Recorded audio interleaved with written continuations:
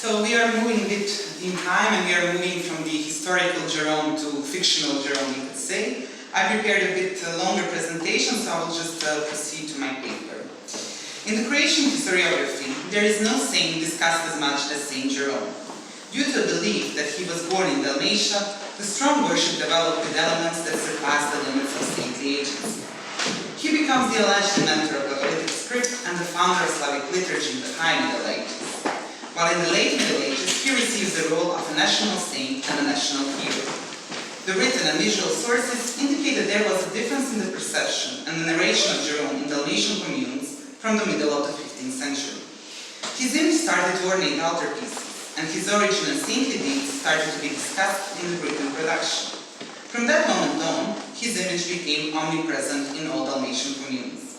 While Jerome's cult was present in all historically Croatian lands, it is only in Dalmatia where it gained its particularities, which promoted him to the level of a national saint.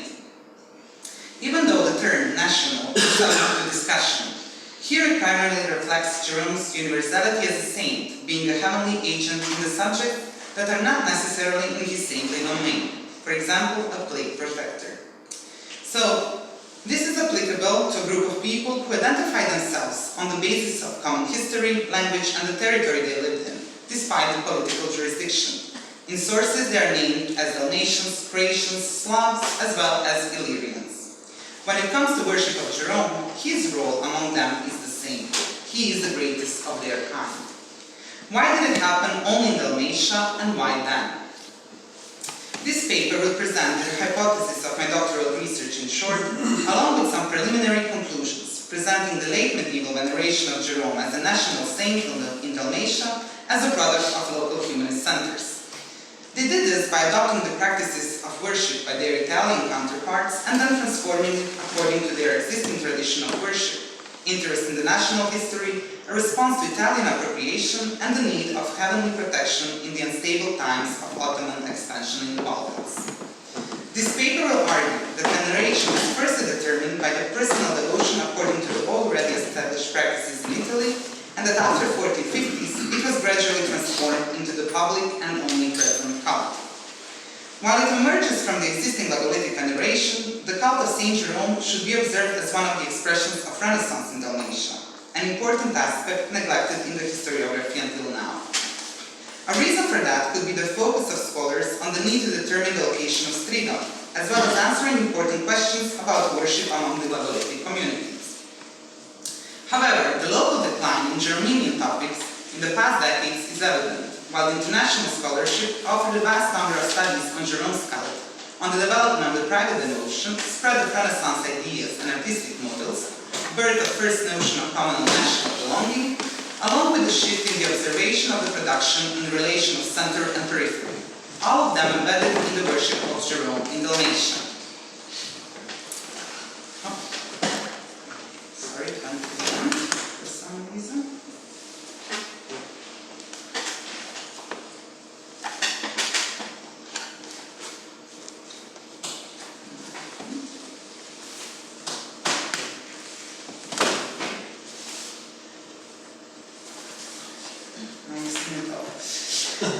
It is not without a reason that the formation of Jerome's image happened in Dalmatian communes, where the Humanist and Renaissance spirit found a fertile ground among the educated aristocratic elites.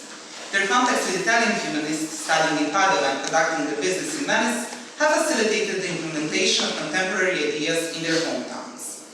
An illustrative example is Corigliano Cipico from Troggio, who maintained friendship with Palladio Fusco and Marcantonio Sabellico. He studied in Padova and spent significant time in Venice as the town's legate. His erudition and understanding of Renaissance is best manifested in the renovation of town of Troggio, executed by Niccolo Fiorentino and Andrea Alessi, invited to Troggio by Corigliano himself. Besides the interest for antique past and literature, new artistic ideas and forms emerged in the communes, together with writings and national history, which is also evidence of the emergence of early notion of common national consciousness. Developing since the end of the 13th century, the veneration of Saint reached its peak in the 15th, where his figure served as a model in different and very often mutually overlaying contexts, from growing lay devotion to the reform of monastic orders and theological discussions. Accordingly, the diverse iconographic types emerged. For this account, Venice is evidently of great importance, where during the 15th century, Jerome becomes one of the most popular saints, which is witnessed by the popularity of Transitus Sancti Hieronymi, a compilation of apocryphal letters giving new accounts on Jerome's death and the miracles performed after his death. The number of private altars consecrated to the saint followed with a vast visual production. In Venice alone, there were 16 printed editions of Transitus before 1500s. Jerome's interest in literature and devoted lifestyle made him a thriving model for the humanists in general, even for the representations in the visual arts in the form of devil portraits. But in Venice, veneration among humanists also took another direction. Under the influence of popular lay movement, Devotio Moderna, which saw the reform of the church through genuine practices and imitation of the Christ, Jerome was imposed as a model of solitary life, a path to salvation. Several imitative groups did appear, such as the Murano circle around Tommaso Giustiniani and Vincenzo Perini.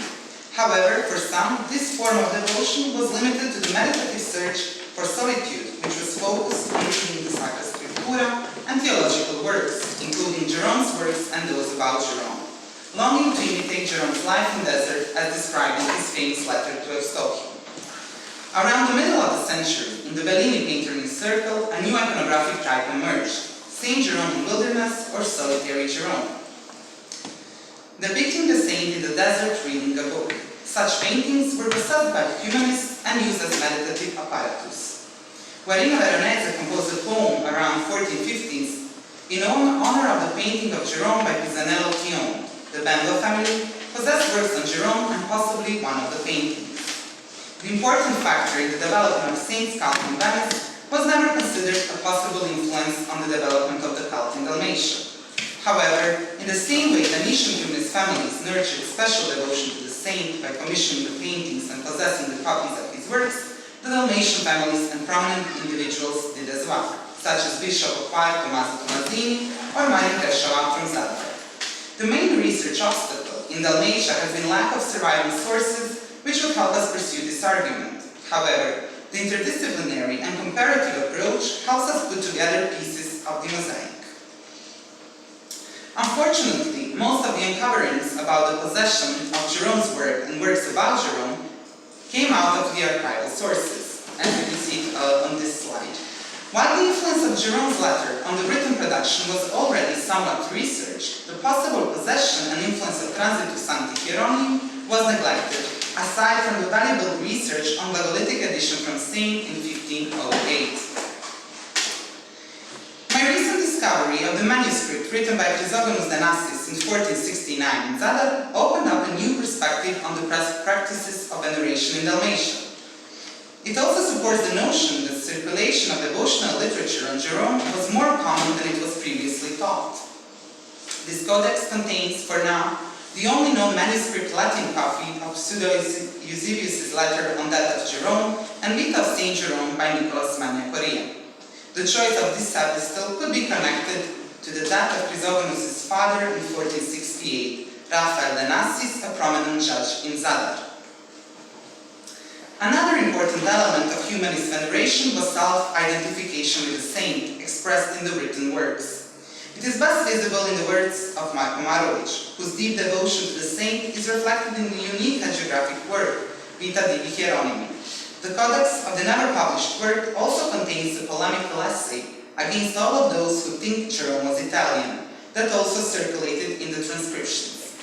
In it, Marovic wholeheartedly attacks the Italian appropriation of the saint, precisely those of Flavio Biondo in his Italia Illustrata. The Italian appropriation is important for our notion of the status Jerome enjoyed, since it produced a strong response in the Dalmatian Republic of Letters. Marovic goes further, identifying with Jerome in the cultural, ethnic, and devotional sense by emphasizing illa meus est et ego suus. Before Marovic, Juraj Šižgarić did a similar thing. In one of his poems, he mentioned that he answered to his opponents in the same way Jerome answered his. Šižgarić was the first one to write about Jerome in the context of national history.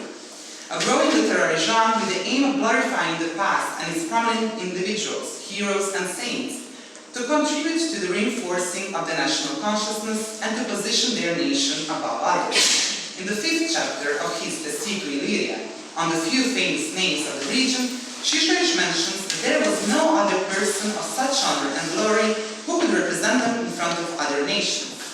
And also he adds that the Italians were eager to steal him because they thought the Dalmatian thorn could never bear such a fertile rose. Similar ideas are found in the works of Nicholas Modruš, Vinko Pivojević, Vinko Zavorović, and Mauro Urbini. The self-identification with the saint in his virtues is seen in two other examples. One is to be found in famous Kajpaš's polyptych in Cathedral of Zadar, where the donor Martin Mladosic portrayed himself on the panel with Saint Jerome, similar to the portrait of donor on the painting by Piero della Francesca. Another example, a bit later in dating, was executed in Trogir by Trifun Bokanic and represents the double portrait of Saint Jerome and Jerome Cipico, son of Coriolan Cipico. It is therefore not a surprise that Jerome's cult transformed into a public cult with diverse visual manifestations in Trogir due to a growing humanist and Renaissance culture. I have already discussed elsewhere and at large that Coriolan should be considered as one of the feast day of Saint Jerome was added on the list of officially celebrated feasts in 1455 after his return from studies in Padua. Besides the already mentioned statue, the family had an altar consecrated to the saint in the Church of St. Peter, and name Jerome was quite common among descendants of Coriolan Cipico. But also it was common among other members of aristocratic families in Trogir. His humanist perception and the personal connections with Venetian humanist circle, his classical education along with the library his father Petar Cipico established, made him a representative of the town and a highly influential person. As a representative of Andrea Alessi and Niccolo Fiorentino, artists who brought Renaissance language to the town, he was directly connected, among other things, to the execution of the monumental relief in the baptistery of Trogir. In 1467, Alessi represented Jerome reading in the cave, with its iconography leaning on the previously mentioned Bellini's paintings. This piece demonstrates the inclusiveness of Trogir commune in the global movement of Jerome's worship, but also the achievements of the local humanist community, which managed to form an image of Jerome as it is known today in Croatia. However, there are several differences in Trogir piece which distance the example from the Venetian ones. First of all, the medium. While the Venetian type is preserved in the paintings, the one in Trogir is only to be found in sculpture. Its monumentality indicates that it wasn't meant for private devotion. This is additionally supported by its location, a baptistery, which represents a public space, so it couldn't serve as a meditative apparatus. Its position in the baptistery reveals unique local innovation based on transit to Sancti Hieronymi, in which Saint Jerome is matched in his sanctity with Saint John the Baptist. Two of them are usually paired on the paintings of the period, but here the pairing is done inside the architectural setting. Also expressed visually, Jerome in the relief was paired with the statue of St. John the Baptist on the altar below. The influence of Transitus is reflected in the text of an official decision on veneration in Trogir from 1455, which mentions numerous miracles done during the life and death that could have only been found in Pseudo-Cyril's letter. These examples confirm that Transitus Sancti Hieronymi was known in Trogir, even though we don't have written evidence of it. The iconography, which is discussed in detail in my forthcoming paper in the next issue of Colloquium Aurelianum, is based on the Apotropaic Psalm 91-93 Habitat and Jerome's homilies on it. It is reflected in the specific choice of animals surrounding the saint that cannot be found in other examples. Such a complex representation based on different textual templates could only have been invented by someone who knew the texts well and thoughtfully considered them in accordance with humanist considerations. Maybe it would be wrong to point out only one name, since this example shows that such work was a product of a humanist circle quite advanced and capable of invention, which is reflected in the application of apotropaic features of Psalm 91 to Jerome and his compatriots. But even with all this in mind, the question why there and then still remains unanswered to the full extent. While one part of the answer lies in the existing tradition of worship, in the first place Basilitic tradition, and in the humanist interest in the history of their lands and prominent people, other part is in adoption of Venetian devotional practices, highly influenced by the Devotio Moderna movement, still to be researched in detail. we must also keep in mind that worship of national saints is usually more emergent and emphasized in the periods of harm and distress. The execution of this work was certainly connected to the turbulent 1460s, a period of several plague outbursts in Trogir, and even more importantly, possible Ottoman invasion following the fall of Bosnian Kingdom.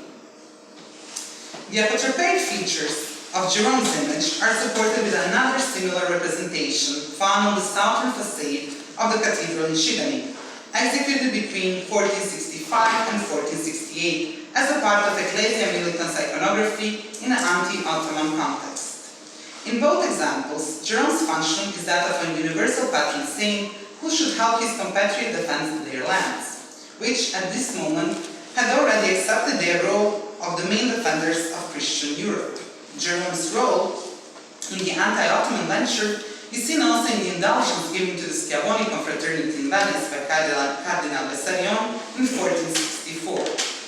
However, the representation in Šibenik, executed earlier than the one in Trogir, follows the iconography of penitent Jerome, one of the devotional plaquettes, a whole new expression of personal devotion to the saint at the period.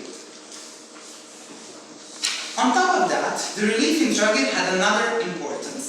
A series of small reliefs was modeled upon it, of which around 15 are still preserved, and are found scattered along the eastern Adriatic coast from Dubrovnik to Venice.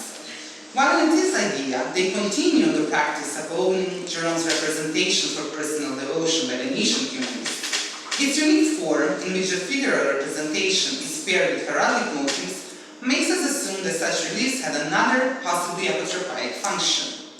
They may have been placed on the facades of houses and churches, as some examples built in the wall suggest.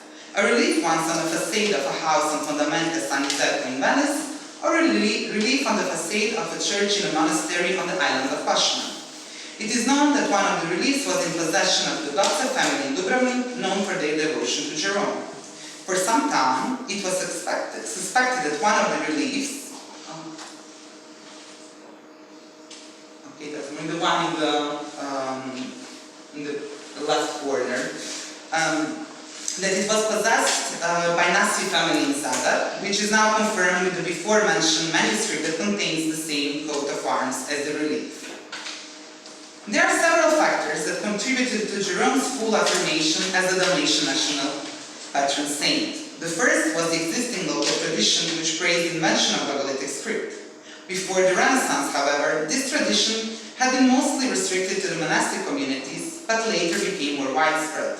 However, only with the implementation and development of Renaissance ideas and the awakening sense of national consciousness combined with interest in patristic and ancient literature and further bolstered by new forms of the devotion, could Jerome become elevated to the rank of a national saint.